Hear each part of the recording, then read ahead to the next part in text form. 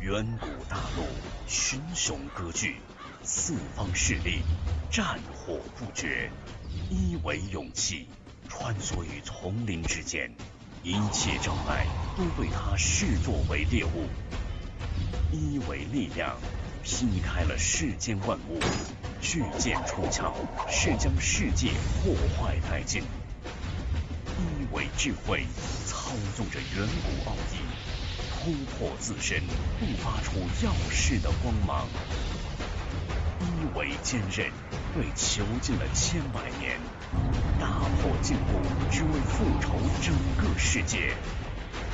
群魔并起，鸟兽无名，王者相争，独霸天下。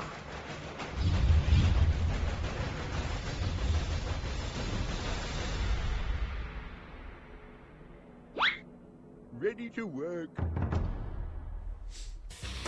Welcome back! Day 3 here in Shanghai. Warcraft 欢 Gold 迎 League, 选 the 手登场 Warcraft 有 3 请亡 World 灵收集 Championships. We're 版 going into UBG map 220 4 or match 4 of the day, and it's the Necromancer representing Team Newbie and China. He is the savior of the Scourge, or at least supposed to be the savior of the Scourge. 1-2-0, two-time GCS champion. He's grabbing for the 3rd title. And he's got something to make up for it this time around as well, because last GCS was super disappointing, not even getting out of the groups. What was going on there?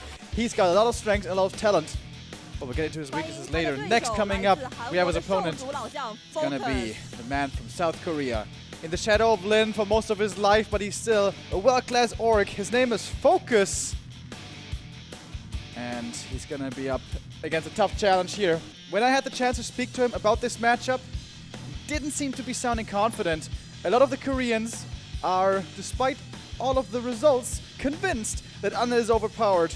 And now he's going up against the strongest of all. Okay. This man revolutionized Undead. FoCuS always up there, always strong, especially online tournaments, always one of the top 4. What kind of offline FoCuS will we see? For years and years and years, he was a disappointment. He couldn't really get used to the LAN setting, was oftentimes tired and not bringing his full potential to the big stage. But I felt like that has changed like 1 year ago. Yep. He picked it up a little more, got used to it, and we were making fun of him for being tired all the time. Not once here in Shanghai this weekend. Yeah, it's true. Usually that's his favorite thing to say, oh, feeling sleepy. Not so much this time around. And I know exactly what you're talking about. Online, you know, he's always a threat. Offline, he wasn't able to convert always. It was 2 or 3 GCSs ago. Don't pin me down on which one exactly. He managed to take 3rd place. That was really good. In the 3rd place decided match against Czech back. Then it was like, hey, this may have broken the curse. But the finals still elude him. The titles still elude him. And Team titles, he has a lot. yes. WC3L, very successful with Team Korea in the clan wars against Team China. Always a very strong player in those lineups, but the big solo title is missing. We have a big Korean faction here, Sok, Soin, Lawlight. They all support each other, and they're all practicing here together. Moon and Lin, of course, as well, Lucifer. So maybe that helps him.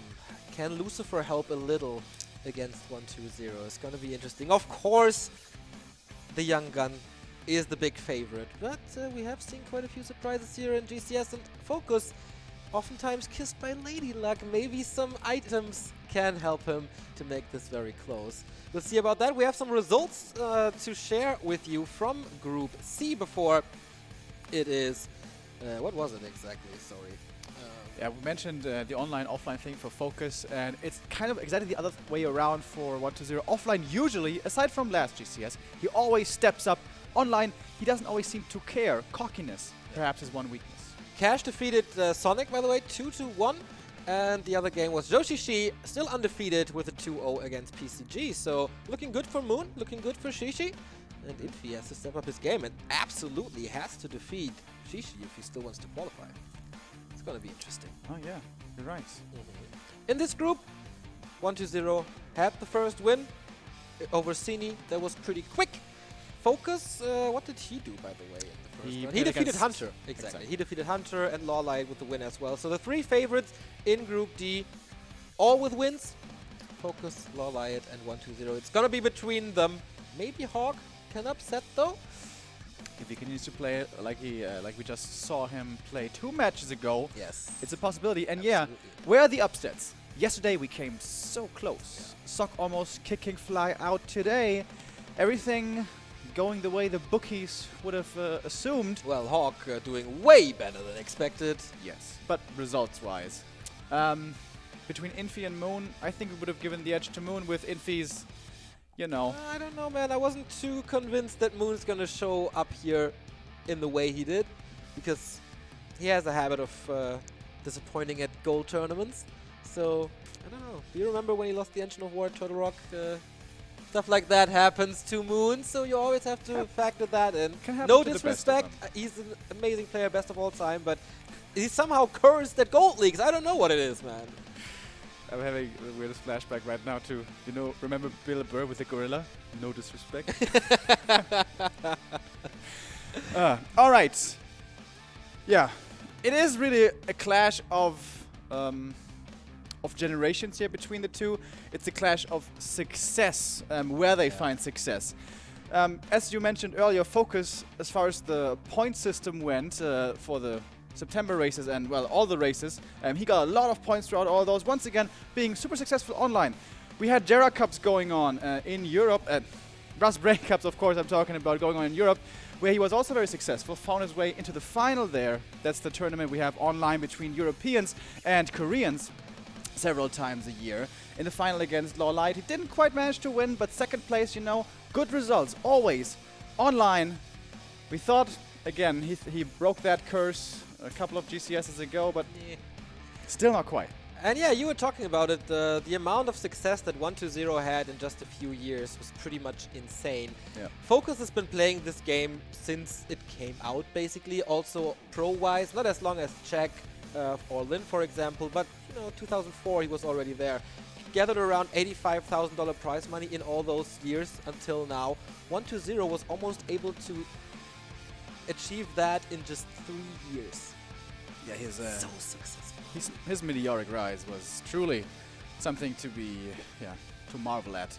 Started out as an orc player, by the way. 1-2-0 did. It made a switch in 2013-14. Back when he was called Terra. Something like that. We saw him for the first time in WCA 2014, many, many moons ago. Yeah, and that was our Chinese friend Cody, Silence, saying then already, watch out for this guy, man. He's the next big thing. And Cody is right. He was absolutely right. Talented that he was back then, certainly.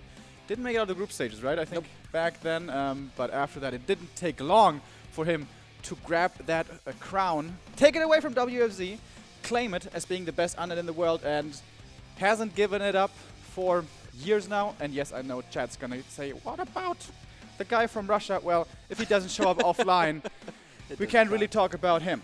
Exactly. Oh man, 1-2-0 has won the biggest tournament prize money-wise this year. It was the Masters Coliseum in the infamous 15-minute best-of-5 grand final against Infi. That is where the Infi meme is coming from. So a lot of prize money already, but you said it.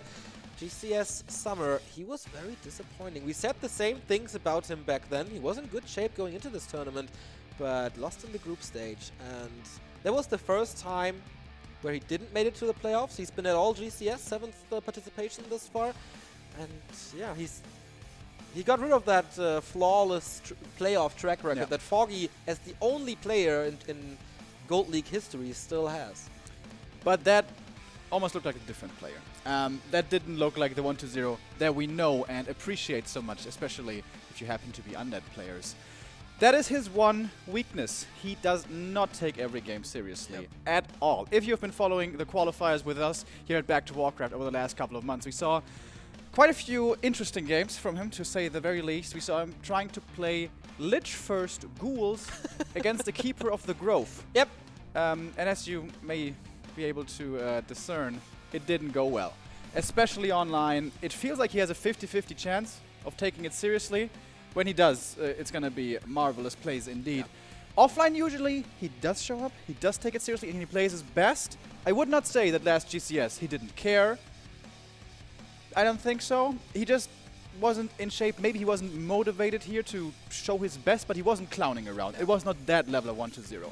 Since then, since his clowning around has been known for quite a while, he was picked up by a team, the biggest team in esports, investing back into Warcraft 3. First it was 120, now it's Lawlight. We're talking about newbie here, of course, and we were thinking with that pickup, with a contract, with money, come responsibilities. Maybe now he's gonna take it more seriously, and I think for the most part, that's true, but not all the time. If you The exclude, Lich game was after the contract. if you exclude the one play day of W League Super League where he played those clowny strategies against Foggy, then yeah, you're absolutely right. I mean, that was the one instance where I saw him fooling around. But apart from that, I felt since he signed up for newbie, he got even stronger, which is pretty sick. The newbie boost. I still have to. I think this is where he has to prove it. So. Yeah, absolutely. Excuse me. Yeah. Usually, Warcraft players, especially if they're from Korea, are very humble. Aren't gonna brag and aren't gonna show off and aren't gonna make demands like the one that we saw earlier. But 120, is it a success or just his personality or a mix of both? He does seem pretty cocky at times. True. He does seem awfully sure of himself. He's very young though. For good reason, perhaps. But yeah, earlier I think we should illuminate this fact because it is a bit of it is kind of outrageous. And we had side matches going on streams from Kaito Chaco and Kaldor, and 120 demanded to not have an observer in the game. He didn't want one, so that meant that his game couldn't be broadcast. And apparently that was all right. We had that fortunately only one time. We of course want to see all the games. We want to bring all the games to you guys, and that like no Korean ever would ask for something like this. Pretty much nobody ever would make such a demand. But he did, and he was allowed to do it. I hope I'm allowed to say this and not gonna get carried out here out of the studio. But yeah, a lot of people were upset, and I think very understandably so. Yeah. Hopefully, that's not how you want to represent your clan. Not maybe. really. Yeah, but he's very young. Maybe someone has to educate him on stuff like this. I mean, it's kind of cool to have personalities in the scene, but if it hits the community, then there's really, you know, the bridge that you should not cross. But that's not being edgy. That's not being controversial. Yeah. That's just taking, I don't know, content away for no reason. Yeah. But oh well. It happened. It's over. I hope consequences will be following. We'll see. I don't know why exactly we have this break here going on. It seemed like we were ready to start into the next game here pretty soon, but we had some technical difficulties yesterday with a few bugs. Perhaps that is the case now again for the time being. Yeah, I just made sure that the game is not running already, but it's all normal. We have some time here, as it seems. Yeah. I guess we can talk a little bit more about how it's been going here at the tournament. This is our third day, of course. We had Group A and B already yesterday and the day before, as you guys know. Lin, Foggy, Fly, and Colorful qualifying. Today, a lot more people here, right? A lot more fans showing up in the audience. Moon, always a factor for this. That was really cool to see. My other highlight, of course, Lawlight versus Hawk. Not only the game, but after. It was so cool how everybody flocked to Hawk. And you could see the disappointment in his eyes. He was hanging his head down a little, but everybody was saying, oh my god, you played so well. And of course, such a great game, but also, you played so well, it could have gone either way. And you could see his, you know, his grin returning, his smile returning. He knew that he played well, and it, seriously, both times could have gone either way with just one different item, one more spell to be used. As close as it gets in this series. Absolutely beautiful Warcraft. You have to catch up on that if you missed that one.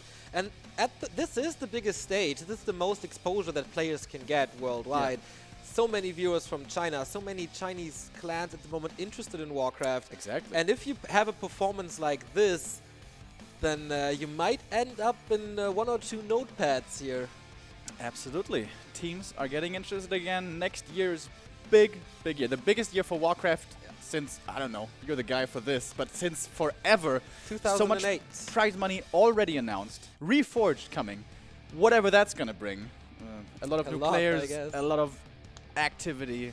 It's going to be so much fun. Yeah, there's gonna be another tournament, by the way, around Christmas, starting 21st and until 23rd. Another big offline tournament. We'll be casting that from home, unfortunately, not from China, but a lot of money on the line. More offline tournaments, more excitement, and Super GCL or Super WGL has been announced. Sorry, the GCF thing is still stuck in my head.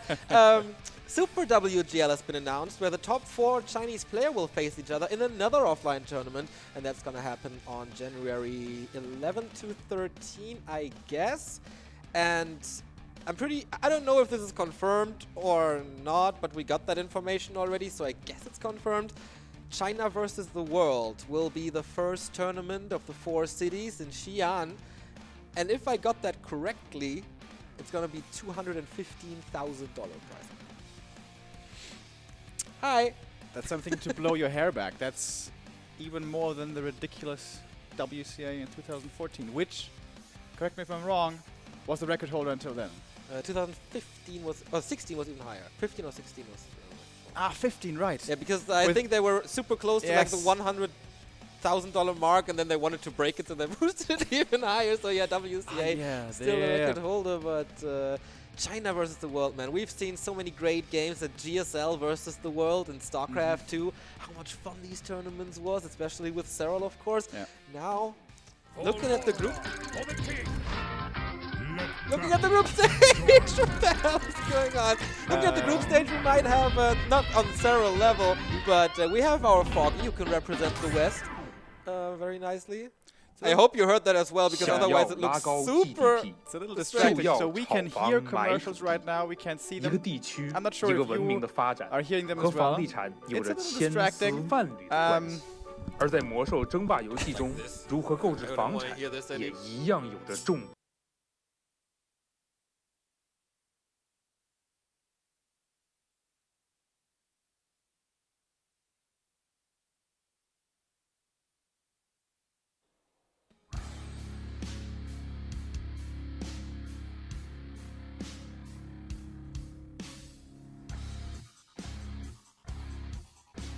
What?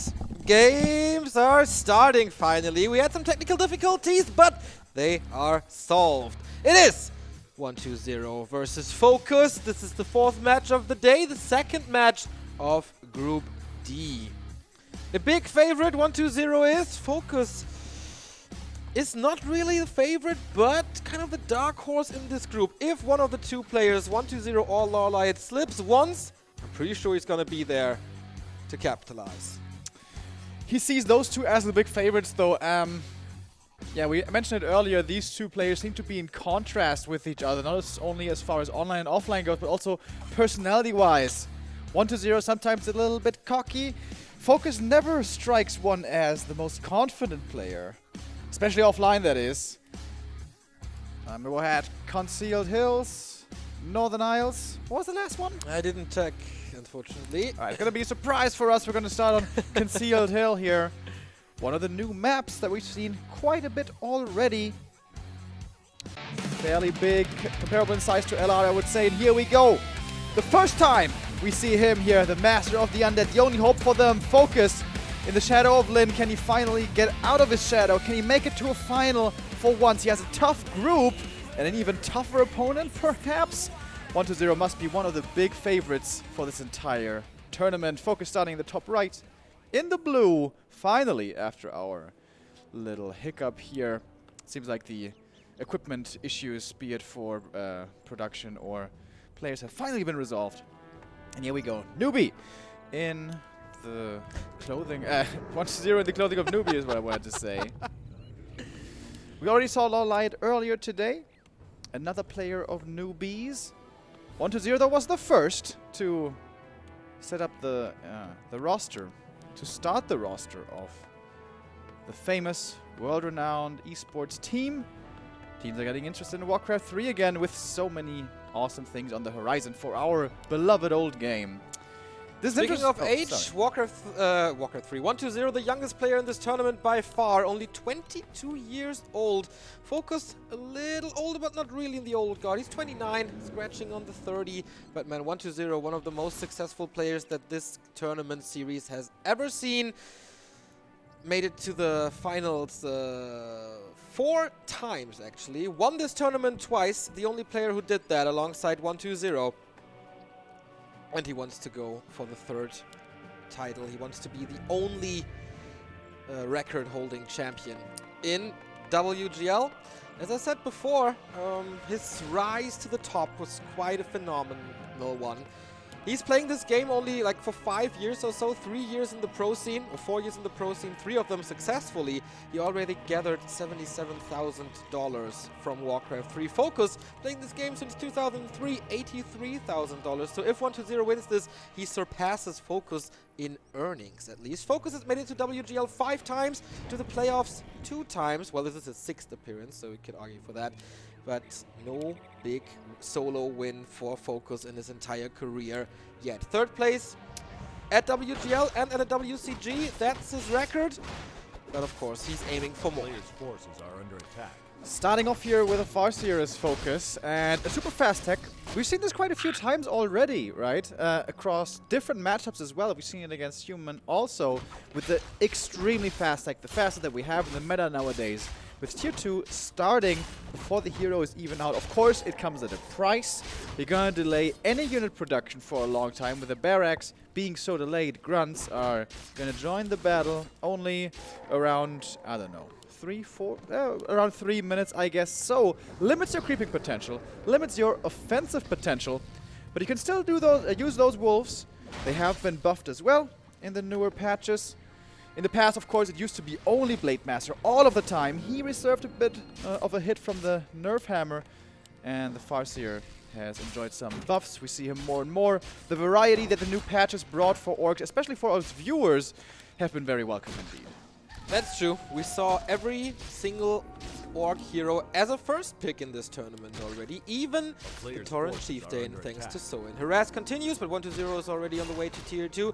He's not allowed to lose an Acolyte here right now, but there should be enough coils, exactly, to save this one. But 120 kind of trapped in his own base. First Fiend is coming out now. Ziggurat was not denied though, so he can go into more Fiends close to level 2 after this little green spot. FoCuS with a War Mill very early. Shop late. I mean, he's got the gold to spare anyways. May as well get the War Mill to have better lumber income. And perhaps early upgrades, but I would assume, of course, 2nd hero first. And then double production. It could be double bestiary, mass Wind Riders, almost want to say mass Kodos, mass Raiders, or just, from experience here, or just the Raider Walker combo, which is still the standard. We even started seeing Shamans in this tournament. Didn't look the greatest so far, to be honest. But yeah, the orc toolkit, the toolbox, has been expanded with the new patch. It seems like more stuff is possible now than it's been in forever. That is correct, but on the later stages, is that really that good? We haven't seen a successful orc in quite some time. This is double bestiary, and he stays on tier 2 with the Shadow Hunter 2nd. Is this Wyvern? 120 positions himself at the tavern, interestingly. Waiting for the 2nd hero. And Shadowhunter 2nd, that is not as common as TC 2nd is. And I would say worse for the late game. You can go for a lot of pickups with Hex early on, but if you go later on, if you go level 3, perhaps even level 4 with him, it's not bad, but I think you would rather have the Stomp there, especially considering if you go TC 3rd, possibly, it's going to be hard to find usefulness for him. Alright. No level 3 for the DK yet, but I think 120 is getting a little bit more control with the coils, with the skeletons, and with the incoming Fiend shots. Did he not make a single grunt, by the way? He did go for the barracks on the way to tier 2. I don't see one. I don't see another blue dot on the map. It's Wyvern. Okay.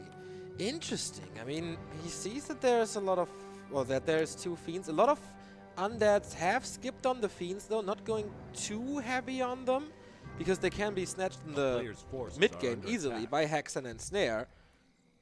Can he overwhelm him, though, or is 120 aware of what's coming? He sent out skeletons, but the one that was supposed to scout the main expired. Wait a minute. Is he seriously creeping this Overlord with... He messed up the AI! Lols. He hexed him, and now he doesn't know... he doesn't know what to do! He's just stuck here. Right, I have not seen this before. Special tactics by FoCuS. Me neither. That's pretty cool. Oh my god, if he had gotten the last hit with the skeleton. Yeah. Unholy Aura. What an item for him. More movement speed. If he goes tier 3 at some point, then he has double movement speed Aura with the Endurance and Unholy. There you could see the Skeleton Scout, by the way. The thing that 1-0 is especially famous for. Of course, he's the best undead in the world in many regards, but especially his skeleton scouting is impeccable. He always gets information. He always finds out where you are, what you're doing, and more importantly, how much he can get away with. Now, FoCuS is running into the base. It's looking like a speed stroll, Acolyte harassment kind of play. Has to respond with a TP. I think he didn't pick up the item if the Lich didn't go for it. No, it's still there, but he's probably going to pick it up. No reason really for FoCuS to go on over there. But his entire army now so fast, thanks to that great item that's Legion Doomhorn that he found. And he gets the second red spot as well. Can he really go for that with Wyvern? Whew, this is a pretty good opening for FoCuS. I mean, maybe the late game is not as strong with the He's doing it again! What the hell? FoCuS has found some kind of bug that revolutionizes creeping, maybe. Is this a new thing of 1.30? We've never seen this before, right? Or did we seriously just discover it? Well, FoCuS was always good when it comes to stuff like this. Yep. But no one else does it, so... They're gonna start doing it, though. You better believe it. And you only need Hex to do it, right? You drag out a creep. You wait until the specific point, I guess. Yeah. Then you hex him, and you attack him from behind, forcing him away from his camp. Okay. We've been mentioning it a lot. 2018, really the year of revolutionizing creeping. We've been seeing it a lot with Lightning Shield, but now Hex another way to go about it. Alright, this is 2 of the big 3 items already gone. And 1-2-0 is going for the fountain now. The item is already gone, so this is a lot of wasted time for the undead. No, FoCuS not. Is he expanding here? In the middle of the map against 1-2-0? He may set up some towers here. Seems like that is the plan. Okay. He doesn't get an item, but he gets a lot of experience from this camp. Not like he really needed it, because he was level 3-2 already. Fiend for free! Our first blood. The less fiends you have, the less web there is, and the more effective the Wyvern are. Level 3 for the Farseer. Pretty damn good. First Destroyer in the air. He's gonna need that against the Hex, I guess. 3 fiends only. The town is under siege. He could try to kill him, but no, FoCuS says, this is fine. Yeah, I'm just gonna leave. He just went for tier 3. He doesn't have Envenomed Spears yet. Tier 3 is not finished. Oh, 1 Wyvern for free. I think that makes up for the Fiend. Wasn't paying attention there. Something you always have to do on this high level. When you're TPing out, look at what's coming across the map for you. That is a bit of an expensive loss, but it buys him time still for those towers. And once those towers are set up, it's really hard for an undead to crack a fortified position like that one. Okay, finally grabs this item up. Lich is now level 3. Runs away with experience a little bit, because FoCuS does what he oftentimes does, even in the old patches, not going for the entire creep spots, but for the items. Yep. And it worked out well this spot. Now 1-2-0 is contesting this, could be a good creep check, but still he doesn't have the benefits of tier 3. Oh, the position here for FoCuS, but 1-2-0 sees it early. I don't know how he saw it exactly. It's daytime, so he has a lot of vision range, of course. FoCuS, he's thinking about it. Does he really want to engage here? You can see the respect from him. If this was any other undead, I'm pretty sure he would be in there already. But he's not sure. Does he want to engage or not? Here we go. When Venom Spears is ready, I think he was waiting for that. Chain Lightning. Ooh, get the big one, didn't it? Felt the last. Another Wyvern being wept here. But 1-2-0 is moving back, hiding back, as the undeads oftentimes do. Scroll speed here, trying to chase. So many fiends are hurt. One Chain Lightning here could find a couple of kills. There's one. It's a 1-4-0 trade so far. I guess he got 1. Yeah. Shadow Hunter now could be getting FoCuS next. Nah, he's fine. Wolf summoned again. More damage coming in. And Venom Spear still ticking away. And the Wind Riders, we still have a lot of them up in the air. FoCuS taking a great engagement here. 2 more fiends about to die. 1 gets saved by the coil, but the Destroyer is also very low. The trades are still okay. 42 supply, though now he's dropping low, but gets another fiend. And more experience on the Orc side as well. 5 Wyverns still up. The Venom does so much damage on the fiends. Now the statue of course heals against it, but only for so much. But once again, nice saves by 1-2-0 here. Destroyer at like 5 HP, Fiend super low. But that fight bought the time for an expansion. It looks okay for FoCuS. And on paper, of course, 1-0 is the big favorite in this match because he is a multiple-time world champion. But if you look at the stats, then it's basically 50-50 or closer than you might think. 96 in series, but only 20-16 in maps. Yeah, and FoCuS having a great showing here so far. This unusual Wyvern strat, which is considered cheesy a lot of the time. Usually, if you know it's coming, if you respond properly, you should have good answers to it. But he's got the Fiends, supposed to be the hard counter. He's got decent hero levels, but FoCuS, he's just making it work. True that. So far, at least, the expansion is fortified. He doesn't really have a solution against a fortified orc base here. Ooh. There's a ramp here. You can't see up the hill, so... And it's nighttime. And it's nighttime. He didn't see it. And it's such a weird timing. It's such a weird position. Yes. Even 1-2-0 sometimes doesn't scout everything. Players' forces are under attack. It's getting high hero levels, though. If these heroes for 1-2-0 get to 5-5, FoCuS will have to be very careful. Yeah, Kolnova can kill everything in that regard. But he gets rid of this ziggurat, I guess. And then 1-2-0 can't go over 50. Oh, nice timing as well. Gets a ghoul, gets this ziggurat. Nice timing by FoCuS. And forces the third town portal. That's 1,000 gold. Yeah. And doesn't cost him anything. A scroll of speed, I guess, but that is not too expensive. Really good play by FoCuS. Surgical, tactical. Not the most flashy or whatever, but effective. Because now he's mining, and now he's going into upkeep. And Wind Riders, they are very snowbally.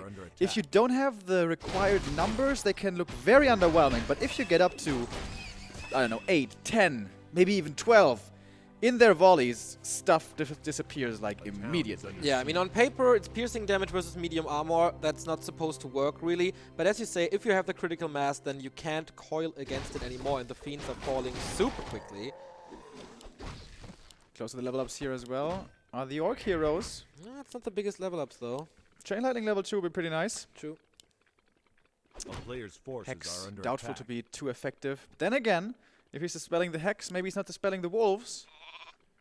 He always clicks as a Krynos, right? Did you notice that? Penguin yesterday, sheep today. Bringing a bit of cuteness into the game, why not? Going for the peons now, disabling the mining for a little bit, interrupting it. Shade, really nice to give the vision here. The Wind Riders above the trees. Usually what the Undeads do with Frostworms and so on. The first Destroyer is almost dead immediately. The poison's gonna tick him low still. Wind Riders starting to fall. The first one's down, but already all the Fiends super hurt. Miss Micro a little bit, moving into the middle of everything. Not really finding the A-clicks. Big Nova coming in. Destroyer barely saved, but only 2 Fiends are left. He is totally getting smashed in this fight. 1-2-0, getting out microed for once. Yeah, totally surprising how well FoCuS is doing this. Next Nova, but the heal wave is rattling through immediately. Also surprising that he's not going for the statues at all. Only now that all the Fiends are gone. He never let him go to a big Fiend number that he could web everything. And now it's basically the heroes alone, right? The micro from 1-0, especially with the Destroyer, was good. Big Invo Potion used here. Saved the Destroyers a lot, but at one point, it was just overwhelming FoCuS with the expansion now going for the Lich. He does have a big heal potion and another coil ready. Very good Destroyer usage until, now that I say it, he loses him. And now it's only the heroes left. They are strong, they're 4-4, but they're also pretty much out of mana. There's an Invo on the Lich, will have to use it. He needs to get a hero kill. He needs to get like both hero kills, but how is he supposed to do this? One more coil coming in. The DK has good mana, but same cannot be said for the Lich. No Nova for him. Yeah, the statues are gone as well. Another coil. He has 2 more to go with. The Wolves, of course, there's no dispel against him at the moment. FoCuS is gathering more and more and more gold. But 1-2-0, sneaky counter expansion against this.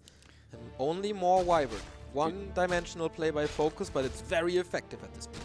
We've seen quite a few sneaky expos in this tournament already, but it was pretty much always only the Night Elves. Is it double crypt now, or did he just... Yeah, he has to go double crypt, right? You just need to spam those Fiends. What about Garks? Bats is always the answer to Garks. Close to level 5-5 though. Those will be big level ups and maybe the turnaround in this game. if 120 reaches those levels. The supply speaks volumes in favor of FoCuS. He's gonna have a massive army, he's gonna have massive volleys. Oh, he sees the Shade here as well. Can he take him out? He's going for the Fiends first instead. One Wind Rider will be falling. He does take out that Shade. Heal Wave coming in. These, oh my god, it's so many Wind Riders. It's so much poison. Everything's got like 10 HP. Poison is not lethal, so they don't die from it, but one more hit is enough to send them back to the grave where they came from. Oh, double kill with the Chain Lightning. But he has to scout the expansion now, otherwise he might let 120 get back into this game. Massive Nova. Yes. Level 3 Nova is a super strong spell. Lots of AoE damage, especially against air. No damage cap. One of the few spells who doesn't have one. Wolves are scouting this now. And this didn't pay off yet. And there can only be one direction now for FoCuS. The Korean looking to be in prime position to take the 1-0 lead.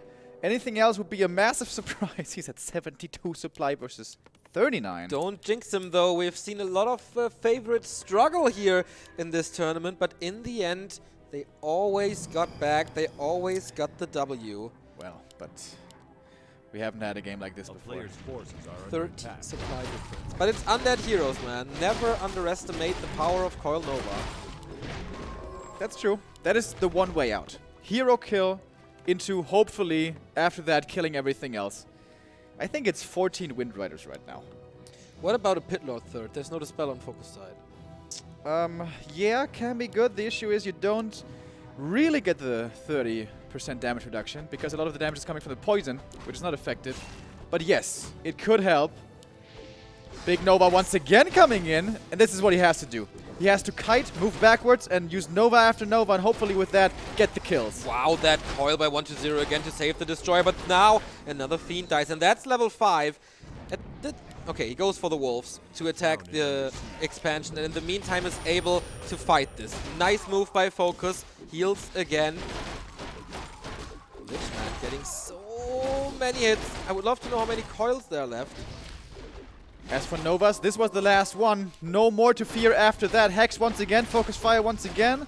If there's a coil, it's an easy save. Doesn't even need it for now. Chain Lightning doesn't find the Lich kill, but a Fiend will fall. And again, the Wind Riders finding kill after kill. Level 5 now for the SH. Involt popped, saves the Lich, but not the Fiend. Still, level 3 Heal Wave now available. He's going for the statues next. 120 plummeting down to 25 supply and falling. And the expansion is getting harassed by Wolves, and that's the next Chain Lightning. A Lightning Bolt coming in. The Wolves are chasing out of the shadows. Boom, right paw, and GG. The upset on map number 1 is real as FoCuS, calm and collected, with innovative creeping, with game-breaking creeping actually, and mass Wyvern damage takes map number 1 out of the big favorites of this tournament. Very impressive. FoCuS had a game plan, he executed it super well, and found little holes that he needed to find, because there's a reason we don't see mass Wind Riders all the time. There's a counter to them. That's heavy Fiend play with early aggression, don't let him level, don't let him get to critical mass. 120 usually cheese-proof. You can never cheese him out of a game. Not sure if you can necessarily call that cheese, a little bit perhaps, but hey, it's a strategy. It worked. Well done by FoCuS. And grabbing the lead, yeah, against all odds. In the other games, by the way, Loliot won his series and Hawk as well. So the strong players of this group have done their homework, have done their job. That means 120 is a little under pressure. He's not really allowed to lose this match. There's a little smile on his face. I thought about this and it worked out well. I've been seeing a lot of, it seems like, orcs trying to hard counter the openings that the undeads go for. Nowadays, it's almost always the 4 ghoul opening. To be honest, I'm not even sure, was it a 4 ghoul opening? It may have been only 3, but it was definitely fast DK, late Fiends. If you go a fast Fiend opening, which is not really meta anymore, it used to be, but it faded out of popularity in favor of a faster hero. If you do go fast Fiends though, dealing with mass Wind Riders is a lot easier. Your tech may be later, but once you are tier 2, you have 4 Fiends with web, and then you can just hunt the Wind Riders across the map, and the orc can't really fight. There was this one fight where I thought, okay, maybe 120 has him here when there were like 3 webs, but this one fiend he got for free would have been the 4th fiend, and then he could have webbed all the wyverns. Because he got that one fiend, one wyvern was always free in the air and able to do whatever. That was so big. 120 also decided to stay on 2 heroes only, hoping for the 5-5. Understandable, super strong against heroes and against units, especially air, both. But a Dark Ranger is a very, very potent addition. Dark Arrow won't help you too much against the Wind Riders, of course, but if you can disable the SH, no Hex, no heal wave for 8 seconds, then he has, I think, a 10-second uptime to use spells, then an 8-second Hex again, that can totally turn a fight. Yeah, you were mentioning the Pit Lord. We've seen the Hexes against the holy shit, man. Yeah. He was disabled a lot. You were also mentioning the Pit Lord can be a big help as well. Usually in this matchup, Undead always goes to triple hero. That was not the case. Same goes for the Orcs, by the way. No triple hero Orc. We've seen a lot of Orc versus Undead in the first stages. This was completely different. Does FoCuS have a plan B for match number, a second plan for the second match as well? Or is it time for the Empire to strike back? The Scourge has been embarrassed in this tournament thus far. We all thought 120 would be the savior. But FoCuS found a solution. Another new map. Welcome to Northern Isle. And let's see if FoCuS can continue this abnormal creeping. It's going to be interesting to see now if FoCuS thinks, alright, this was my one pocket strat, you know, I caught him off guard, it worked, it's not going to work again. Or is he going to try for the same thing one more time? Answer is no, he's not. It's not going to be the Farseer super fast tech rush, as we do see a Barracks. Grunts will be joining the battle a lot quicker, meaning the tech is going to be a lot faster, and Wind Riders, if they should come, will be much delayed. Is this a Farseer or a Blade Master map? Have we established this already with this new map? I haven't seen this matchup on this map too much, to be honest, to be confident to say that. Me neither. That's why I wanted to nope, get your opinion in. Sorry. We've seen quite a bit of Farseer against Human here. Looked good, but yeah, it's the Blade Master instead. Seeming to go into more of a standard game.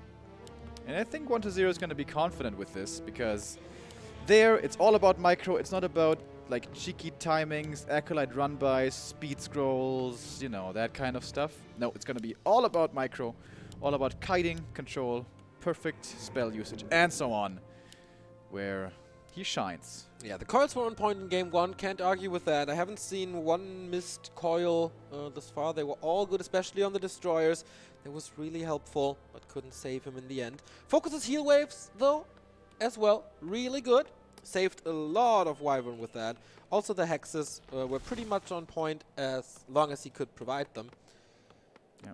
Going up against that mass Wind Rider strategy, by the way, I'm still not sure if it is the perfect late game response or not. I haven't seen enough games of that to make a statement really, but a possibility is adding Banshees.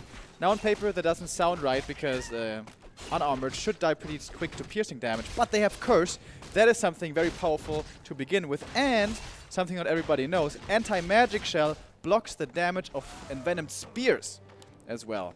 That's a lot. Yeah, 300 of it anyways per anti-magic shell. So that could have been the perfect unit response, but I don't think that's where the game went wrong. I think the game really went wrong when the first 2 towers came up. That's not supposed to happen in the middle of the map, and the expansion after that. Game number 1 really was some of the worst scouting that I've seen from 120 in a really long time.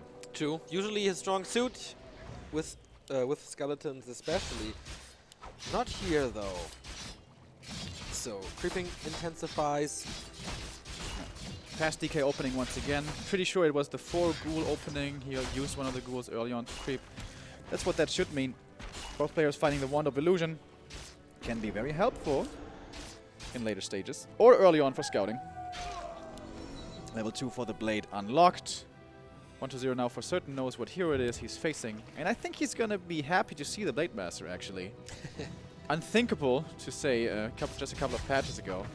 But the Blade Master is certainly strong, but more limited than a Farseer is. Can't run to the base with like Speed Scroll and Wolves and whatever. Is less likely going to be going for some Wind Rider lane kind of play.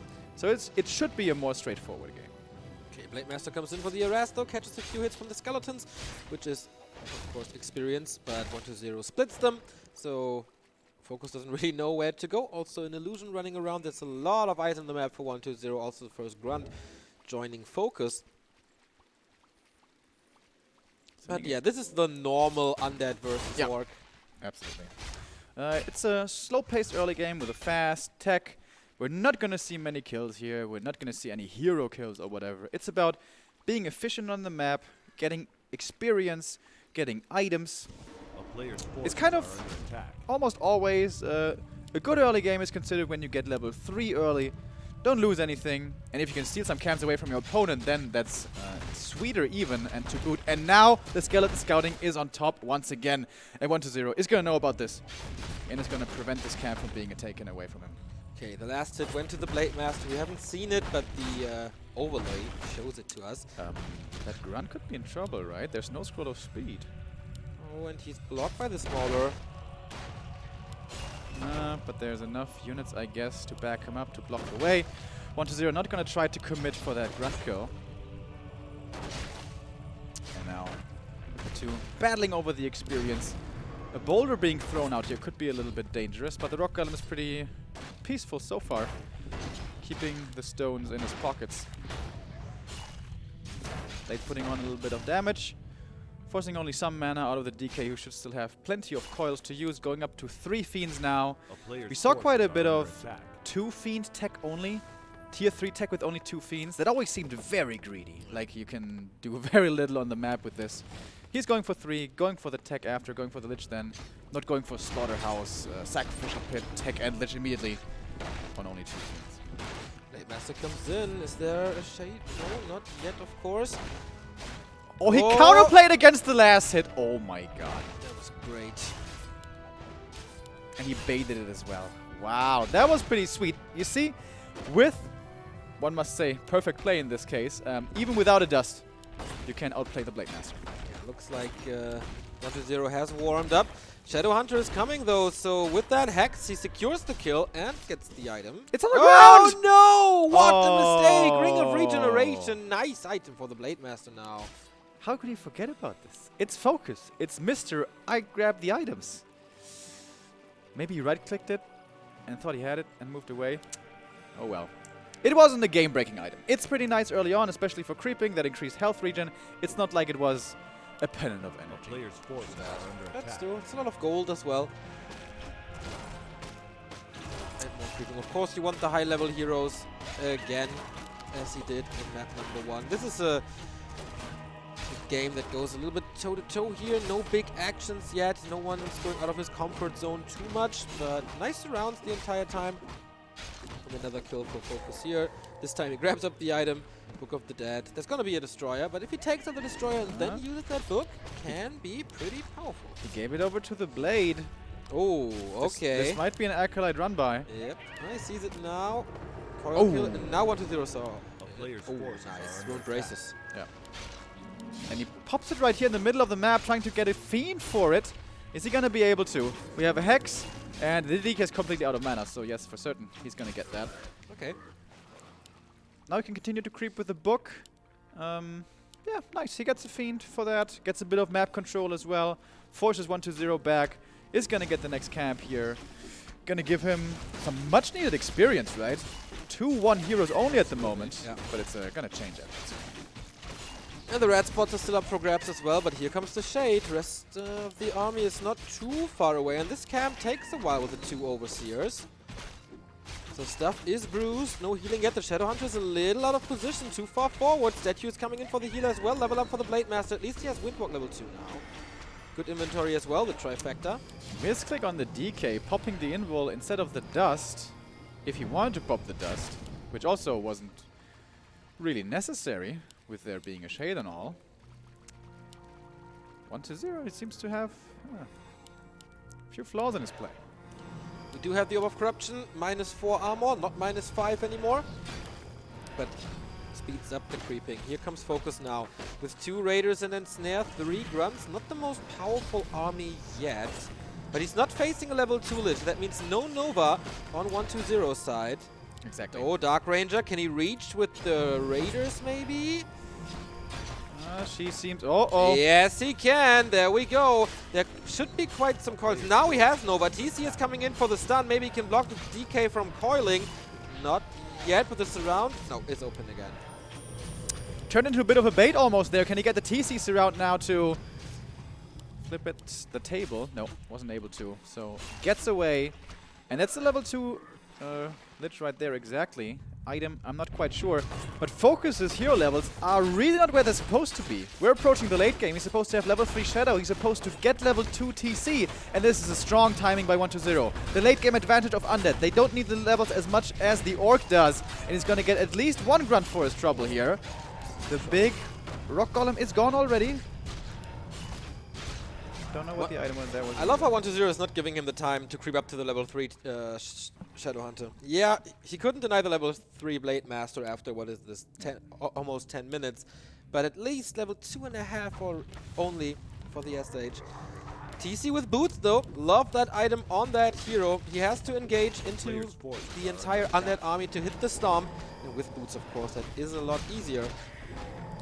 In this game, you see a great showcasing of why the metagame has shifted more towards passivity. If you go across the map trying to find kills with the Shadow Hunter, which he did, 1 Fiend, it's most of the time still not worth it, because getting 1 Fiend, splitting it 2 ways, that's not a lot of experience. You want to usually be creeping instead. Did he just buy a circlet, by the way, from the marketplace? I think he did. Did they just show his keybinds?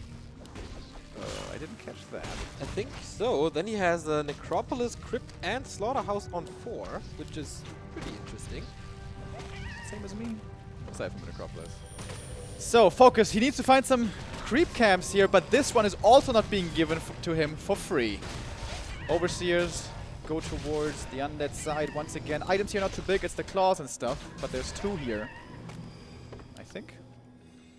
There it is, Gloves of Haste on the Lich, close to level 3. Now, expansion coming up from 120, like we saw quite a bit yesterday and the day before from Lucifer.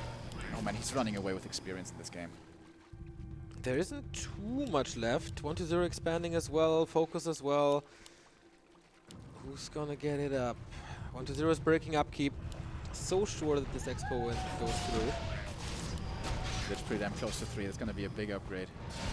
Lich 3 before Shadow 3. It's normally never gonna happen. Yeah. FoCuS was really well prepared for Concealed Hills, but not too much. Oh, Coil Nova. Nice silence as well.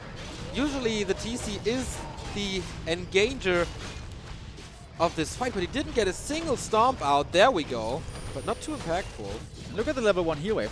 That's just not gonna cut it in the late game. You're not gonna be able to sustain against all of this damage.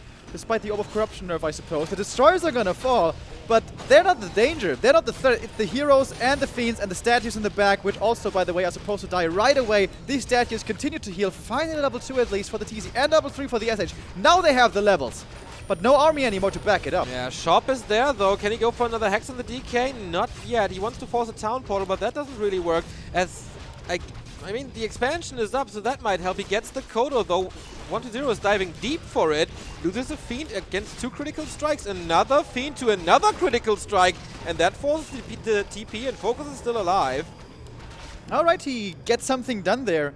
Those hero levels perhaps changing something around the shop, also helping a lot. DK was super low HP there for a while. I was worried.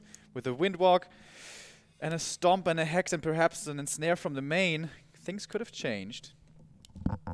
But now, Expo's up for 120. Does FoCuS have an inkling about this? He, I'm pretty sure, hasn't scouted it yet. Greater healing, really nice for the DK here. I doubt he's got Death Pact. 120 almost never skills Death Pact. Confident in his micro abilities to not need that spell. I strongly recommend for every non-120 Undead player to go for Death Pact against Undead, by the way, at this point in time. Tiny Great Hall, here it is. Now he's going to be able to mine, but he went for that Tiny with barely an army to back it up. Yeah. If 120 would let the hammer fall again at this expo, like right now, FoCuS could very well lose, but I guess he has to take a bit of a risk. Ooh, red spot. Ah no, 1-0 is creeping himself, so he gets this one. Hoping for a few more purges, of course. And the big item, which is... Ooh, well, he has that item already, the Endurance Aura, so he will sell that. That was a 103 critical strike. 93. Does this Blade Master have like nothing? Well, he's level 1 critical strike. Yeah, I guess so. That's the nerf, boys. Level 3 Dark Ranger. Oh my god. 4-3-3 hero levels. 4-4-3. That's where the Undead really starts feeling. Oh, at home. Blade Master Shade. has to run away. Has no items as well. FoCuS almost back to 50 supply. 1-0 is also not breaking upkeep. Very greedy. This seems to be the theme of the tournament.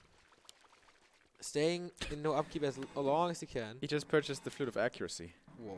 That's 400 gold. 400 gold. And the Scroll of the Beast. Holy hell. That's another 400, right? Pretty sure. All I right. mean, usually we don't see that, so... He's gonna have a lot of damage, I can tell you that much. yeah, there's no Dispel in FoCuS's army. I actually love that. Especially the Scroll of the Beast. Does he have double scroll? No, he gave it over, right? That would be pretty absurd. So 10% damage on every ranged unit, plus 25 damage on the entire army. That is gonna be 6. FoCuS is breaking upkeep now, but everything is still in production. He can't deny the Blue Drake creep, or can he?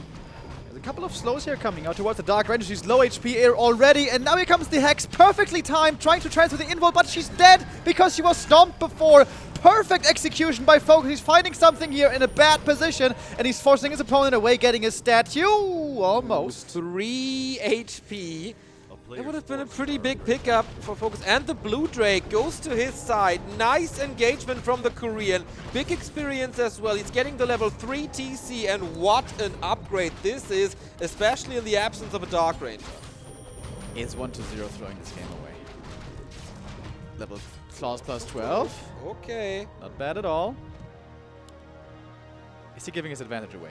By no means is he in a bad position. He's got the Expo. Dark Ranger's back from the tavern. There you can see she's still got the invul in the inventory. Blade Master level 4, by the way. Critical Strike level 2. Exactly. SH extremely naked, by the way. If he's out of position once, he's instantly dead. Yeah. Abominations to fight the Headhunters. But if there's a Kodo Beast with a Speed Scroll, you can go for that. 1-0, still with a big army. Not the late game transition of Banshees, which has proven to be so powerful in the past. Also no Disease Cloud yet on the Abomination, so it's not super powerful. But the heroes are. Yeah. 4-3-3 against 4-3-3 now. How far behind he was, and now equalized with one good opportunity. One shot, one opportunity. And he took it so far. Focus on the TC, not getting too much, but going for the Dark Ranger again. Hex has been dispelled, so this time there's the coil. Invo Potion on the Torrent Chieftain also being used early. Raider Fault, Nova in the backline, love that one. Destroyer is gone, and what a massive stomp this was! But he used the invul to get out of the silence there, I think. The Kodo is gonna get taken out, goes forward, dies immediately. Kodo's back, and the aura is gone for the extra damage. Extra damage, speaking of that, the Scroll of the Beast was popped, but not onto everything. Now he's trying to go for the Death Knight. He knows there's no Death Pact, but there's a potion, and there's enough health here to sustain. Dark Ranger dropping low once again. FoCuS going so hard for these hero kills, but it's not really working. Blade Master has to retreat. A lot of wasted damage, and he was fighting against the Scroll of the Beast, maybe not the best point. And now we have level 4 on the Lich, and this is where things get really scary, because he can eat the skeletons now. A lot more Nova. Level up for the Shadow Hunter, but not as efficient as the one for the Lich. Heal Wave was rattling through. He doesn't have another one at the moment. Is on cooldown. TC in trouble. Gets away, but how is this with the Headhunters? I think they're getting picked up one by one, because he has that Nova now. Coil as well. Double kill for 1-2-0. Oh man, and he's losing a lot. Oh, missed rally point. Indeed, a couple of silly mistakes in this game by 1-0, but it seems to be good enough, I believe, to still be in a winning position. He is 15 supply ahead, killing another one. So far ahead now, indeed, at the shop. The Blade Master was not able to get the invul. I guess it's on cooldown, perhaps. DK. I don't know why he went for the DK, man. There was the big healing potion. Of course, he hexed him so he couldn't use him, but did he really think he has that much damage to kill a Death Knight with his army? I mean, sometimes you see that forward positioning, you think you have a chance. Perhaps he didn't have the time to see the healing potion there in his inventory. Bad Riders now coming in. I feel like I haven't seen those in forever. Against the Destroyers, okay, but are the Destroyers really the problem here? Well, if he can get rid of them fast, then he can hex the DK earlier and can go for the Dark Ranger again. That happened in the fight in the upper left, and that worked well for him. But I think that's going to be a one-time thing. I feel like 1-0 is going to pay close attention to this now. He's going to the marketplace shopping again. What's the Lich got? The arrow was on the Lich. He bought the claws plus 12. 500 gold. There's no way that is ever worth it. Lich is pretty much a killing machine now, especially against the Headhunters. That pays off, but 500 gold. 1-0. I bet he's got a smile on his face right now. I bet you. Alright, 2 Destroyers this time. There's no... Oh my god, the FoCuS! Silence can't go into Windwalk. Heal Wave saves him for now. Oh my god, what an execution this was. That's what happens when you don't have an invul against these hero levels, and now everything truly seems to be falling apart. Buyback on the Blade. If he dies immediately again, that would be hilarious. Silence onto him, as well as the TC. Can't use their spells. Coil used defensively, so the Blade Master will survive for a little bit longer. Nice Nova once again into the backline. The Berserkers are just disappearing within seconds, and now the Torrent Chieftain might be next on the list. He gets another heal wave. He gets a healing potion as well. He's running for dear life, but it's not good enough. GG from FoCuS. And the Necromancer will equalize. 1-0 is back indeed. FoCuS not playing the Farseer, not playing the Wyvern, not winning the second map. So we go full distance in Group D. The winner of this match has a phenomenal position for the rest of the group stage with 2 wins and 0 losses. 1-0, for him it would be normal to defeat FoCuS, but what a chance for FoCuS now. Okay, he lost the map that 1-0 wanted for himself, but his map choice is still up, and he was very well prepared for the neutral map, and then I can only imagine what's in store for the map that he really wants to play. Yeah, maybe he's got something special lined up, but I think even in a straight-up game, I don't want to count him out. Not today. If the last game is an indicator, there was no perfect game by 1-0. Nope. By no means. There were a couple of flaws in there. There was a couple of clowning around with the marketplace. And some good holds by FoCuS. He seemed to be dead to rights up next to his expansion there in that attack. And then that execution of the Dark Ranger, that was really perfect. That was beautiful. And 1-0, we mentioned it earlier. Cockiness sometimes doesn't seem to be serving him. He spent at least 1,300 gold on the marketplace. At least. And Claws plus 12 is like one of the worst bang for your buck items. You can buy 2 Claws of Attack instead. Plus 6, I mean. Does the same thing. And is so much cheaper. 1 inventory slot. Can you pay an inventory slot? I guess you're right, Neo. Well, maybe it was a good purchase. No, I will never say that a Claws plus 12 is a good purchase from the marketplace. Come on. I wasn't serious. I wasn't serious. I don't have the most Warcraft knowledge in the world, but I do know that. The thing that surprised me most is the complete absence of Banshees. Yeah. I talked with FoCuS quite a bit about the state of Warcraft in several matchups. You know, want to expand my horizon, hear what the pros have to say. And FoCuS always one who obliges with that willingly. And him and I agree that Banshees are freaking amazingly strong. Yes. But 1-0 either doesn't see it that way or doesn't need him, doesn't care for him, doesn't want to play him.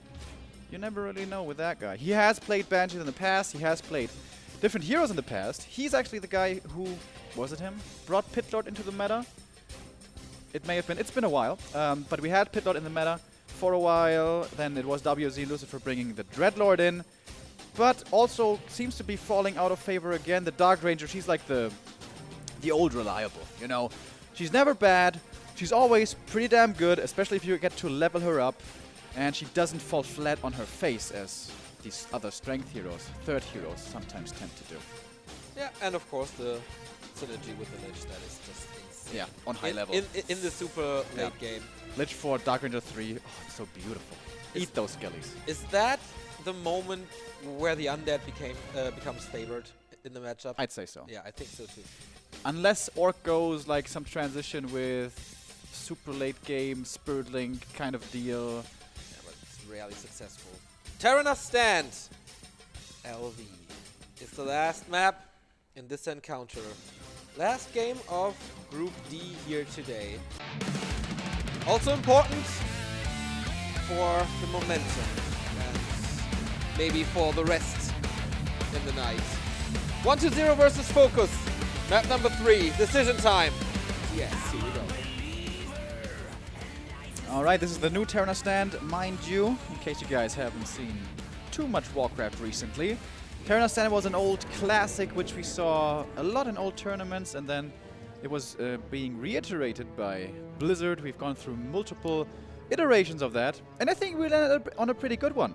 We have seen this map a ton. It's pretty neutral, it's pretty good for all, whereas in the past it used to be pretty much favored for only Night Elf and Human. Nowadays everybody's playing it, and we see it over and over. Is there maybe something you don't agree with on this map, Remo? I'm not too sure. There is. Tomes of Experience, always a controversial subject. I, for one, think they don't belong in the game on any map, anywhere. Here we have up to 6, which can change a lot if the player going for them is lucky enough, that is, of course.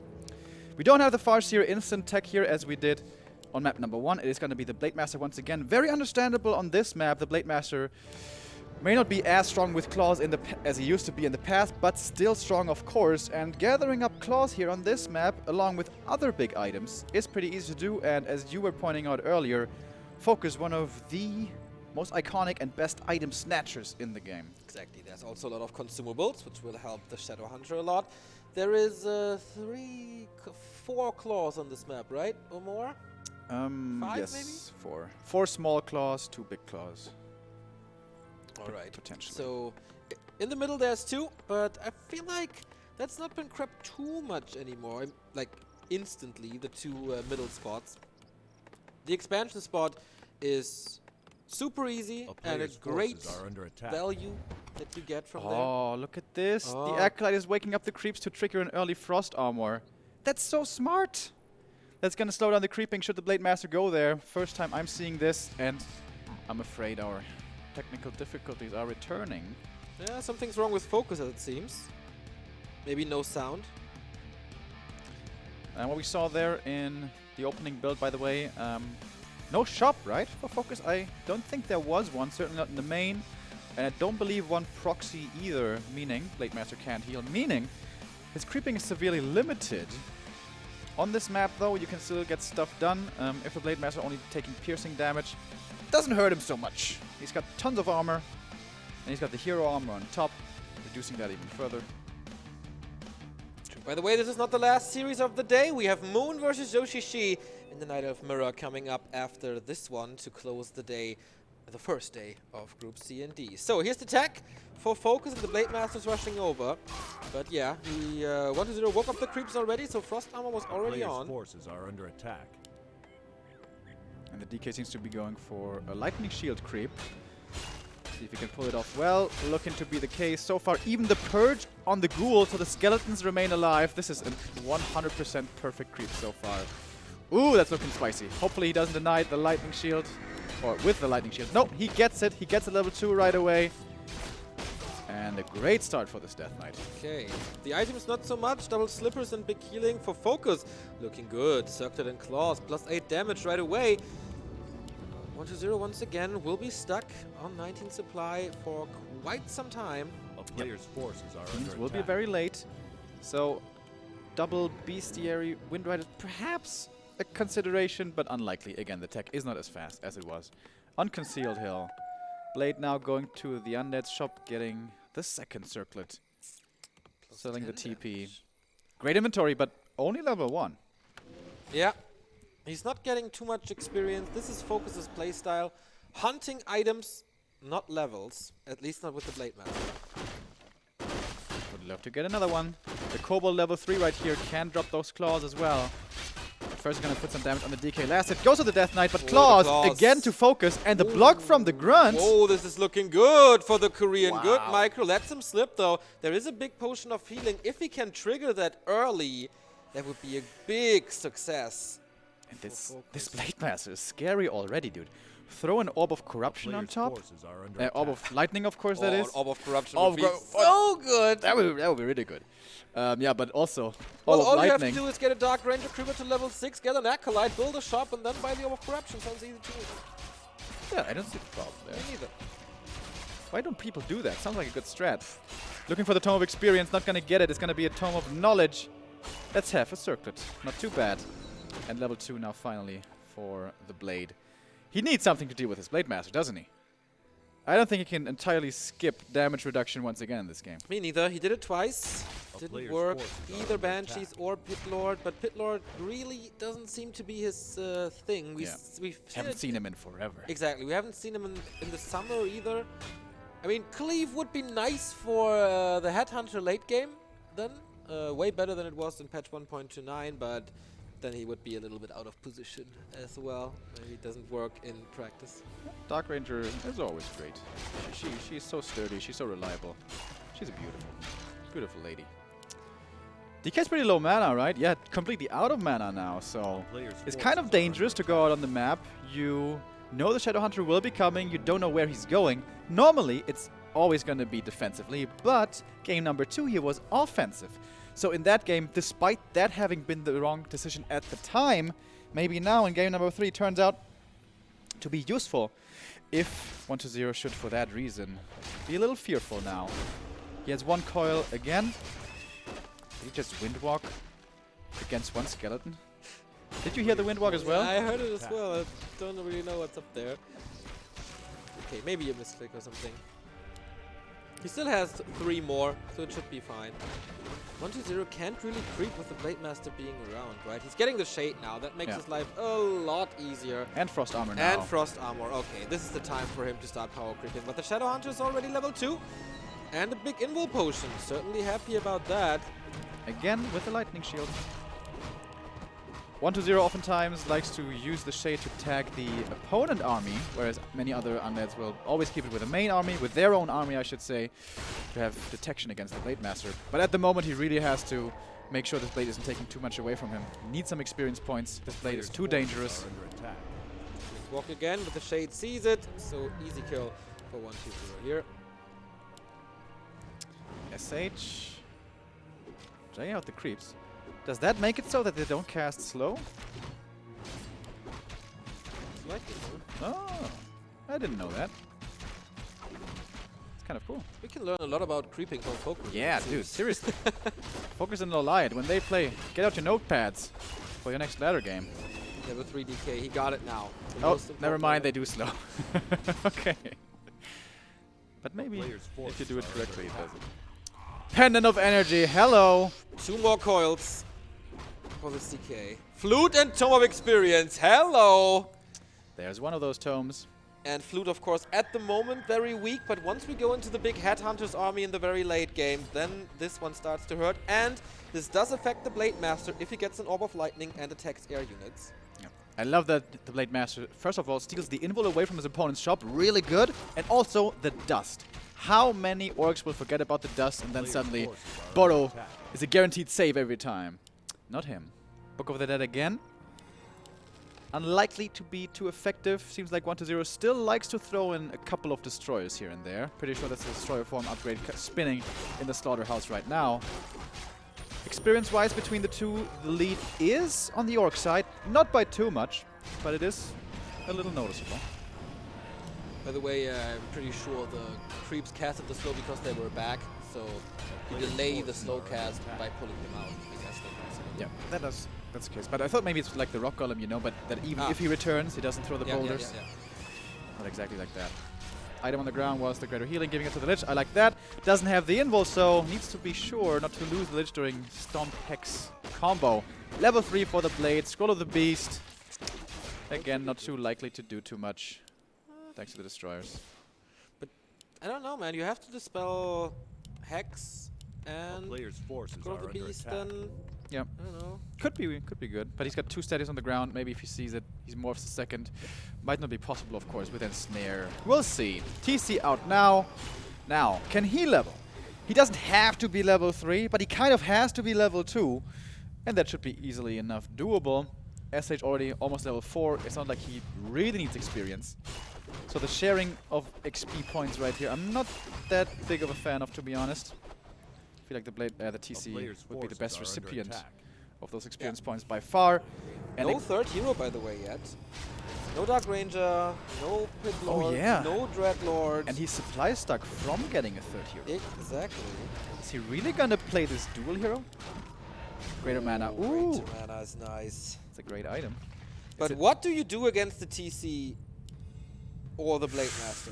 TC with a pendant potentially, by the way. But of course, at the moment, you want on the SH rather, having the stronger spells. Ah, there's the third hero. Dreadlord it is, okay. We didn't see it because it was coming from the altar. First time in this tournament, Dreadlord third. Was played a lot in the qualifiers leading up to this. The Sandman putting people to sleep. He certainly needs to put the Blade Master to sleep, and then FoCuS needs instant reactions to wake him up again, to keep up the damage. But I guess his ranged army does provide some damage soon, if he can stall some more time. FoCuS is not expanding, by the way, so 1-2-0, investing a lot, breaking upkeep now as well. While FoCuS is still banking. Is he missing the timing here? In we go, where are the sleeps? Not yet coming in. There it is against the Blade Master. Now he has so much damage of his own and he wants to win this fight before the Blade Master can really participate. 2 grunts dead already. Massive stomp though coming in. There was only a level 1 stomp, but now the TC also out of mana. And the damage here is really lackluster. As you can see, sleep after sleep. The Sandman indeed. Scroll of Speed being dispelled here by one of the destroyers. The Kodo Beast will make it away. It seems nice purge. Gets the destroyer kill here. Will secure it. And the Blade Master finally, woken from his slumber, can participate. But is he too far behind already? Is this fight lost already? The Blade Master has to make up for his time on the sidelines. He's gonna get that destroyer almost. It's gonna take a while, but in the end, it will be his kill, I think. Okay, there is no Dispel anymore. Is it time for the Scroll of the Beast? Does he still have it? I'm not sure about the inventory. Here we go, another Fiend dead. Heal Wave to keep the Kodo up to intensify the damage. He still has that damage boosting aura. Dodges the Ensnare with the morph there. That was pretty damn sweet. Loses another Fiend though. Ah, okay, Kodo and gets the Fiend back. But the second statue is about to fall as well, thanks to the Purge. And now he starts creeping, wants to get that item, and then it's time to TP out probably. Yeah, exactly. Fiend, is he gonna get that kill? He needs a crit! Not getting it, but this fight started really bad for FoCuS as long as the sleeps were there. I think his reactions to the sleep were really slow. So the Blade Master was not participating in that fight, as you said, but once he was there, once the mana for the Dreadlord was over, and once the Blade Master was freed of his chains, that fight turned around, and you see the potential of this not even level 4 Blade Master. The big crits are yet to come. Exactly, and that is the nature that this matchup starts to take shape of when the Dreadlord is in the game. It starts super well, the fight for you, with the Blade Master being asleep, and then once he's woken up, it's going a little bit worse. That's why Destroyers are so great in combination with the Dreadlord, because you have bonus damage for a limited time, the limited time that you have that advantage, and you really want to win that fight early before the Blade Master may turn it around. Coil, no Nova, no Shade, no Sleep. 1-0 with 700 gold is once again a player falling to the greed. The big level up for the TC here. Tiny Great Hall coming as well. Blade Master super duper close to level 4. Dreadlord not even level 2, but Dreadlord level 2 doesn't really do anything for him. Yeah, 1-0 is certainly far behind in hero levels, especially on that third hero. Dreadlord level 3 is also a big upgrade. You have so many more sleeps to use. Yeah. But he's so far away from that. Temple of the Dam. Damage mitigation is coming. He absolutely needs that. That should trigger a reaction by FoCuS if he sees that, to go for Spirit Walkers, because he needs some dispel against it. There's no Narrow Tower yet. That really should have been set up at the expansion. One Narrow can make a massive difference. Wand of Illusion, by the way, coming in, just confusing him. What's the real one? He doesn't really know. Now he knows. Where's his army, by the way? It's pretty small, as it seems, huh? Maybe something has gone in the base. He's attacking a lot of the illusions here, losing a lot of damage. TC has been slapped, not the Blade Master. One Raider falls, but this was a nice epicenter stomp against all three heroes. FoCuS is focusing the DK a lot. I don't know if that's the perfect choice, but Blade Master level 4. Hello, Critical Strike level 2. Seems like he found the right one now. Death Knight's still in trouble, and he's gonna be hexed my God! and killed! There we go, first hero down. This could be the demise. No coin anymore. Oh my, the big healing has been used on the Lich, but this is FoCuS going for the win against 1-2-0. The biggest upstage of the group stage is about to happen. That's a 12 food advantage, and the biggest and most important hero for 1-2-0 is gone. The Dreadlord might be next. Invo Potion says no for now. Sleep again to delay this kill a little more, but man, what a great position for the Korean. Buyback from the Tavern, I think. He's sending something towards the middle to get the DK back. He has to get him immediately. He's evacuating. Evacuating the expansion. Exodus, DK is back, but how much damage can be done? The Wyverns are coming, 4 more damage. He's going for the Dreadlord. The DK is not even near. There's nothing to save him anymore. Here's the Stomp, and here is another kill. No disable against this Blade Master anymore. Yeah, the Frost Armor, but that slows down only. Here comes the Hex. Here comes the kill. GG! And FoCuS takes the series of 1-2-0. The upset is real. Korean FoCuS is reigning here, and what a surprise! This surprise! Yeah, absolutely. Super strong play. And that's what you get when you exclude casters from your game. Man, it looked like a bit of a fluke, perhaps. Cheesing his way to victory on web number 1, but no, in the third game, in a straight-up game, he shows that he has what it takes. And 1-0 with that Dreadlord. The rubber band flipped him back in the face there, taking too many losses. Looked like that game was supposed to be his, but FoCuS. What a start for FoCuS though, with the items on the Blade Master. That was so much pressure in the early game. Delayed the level 3 DK, had a great control early game, bought the time for the Shadow Hunter. This time he got the level 2 early for Hex and Heal Wave. And then good items as well, have to say that. But he never got too cocky, he never was overconfident, he never overstayed his welcome. Good decision making by FoCuS. The expansion also not too early. This is something we oftentimes see from Orc when they expand just way too early. Lin did this a lot, apart from being the best Orc in the world ever.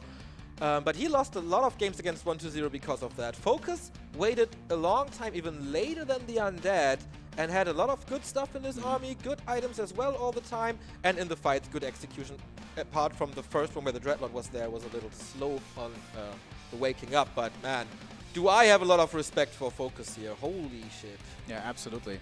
And 1-0, great player, obviously best in the world, but I don't think he's playing the best strat against Orc. I gotta say it again. Why not Banshees?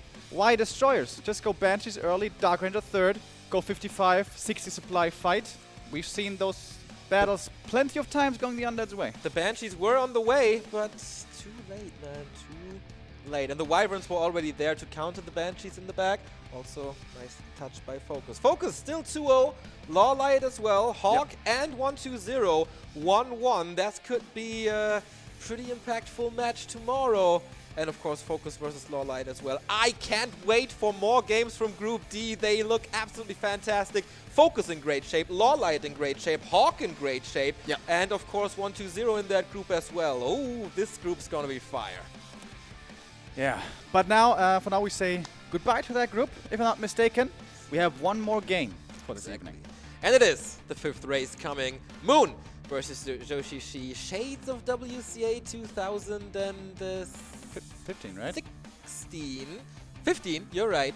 The returning game of Moon was against Shishi. Moon at the moment undefeated. Shishi at the moment undefeated. One of those players will lose that record. Oh man, this is gonna be cool. It is Night Elf Mirror, but those two have played Night Elf Mirrors that made my pants a lot tighter in the past. I'm pretty sure it's not gonna be Mountain Giant Mirror, so yeah. And Moon also saw such an interesting player to look for because he finds the ways, he finds the answers. Mountain Giants, as you guys have seen, are looking pretty damn good at the moment. looking almost unstoppable, one should say, in the mirror, and maybe against Orc. But I'm pretty sure Moon has some ideas of what to do about him. And in the end, he's maybe just going to play him himself. But I think Moon, this is going to tickle his fancy. He's like, huh, you think this is overpowered, do you? We give it up to the stage for the winner's interview, I guess. And we'll see each other for the next game. Moon vs. Shishi coming up. Stay tuned. 好，我们想问一下 FoCuS 在战胜120之后，跟我们分享一下他现在的心情。 120을 이긴 후에 본인의 지금 그 느낌을 얘기해 주시겠어요?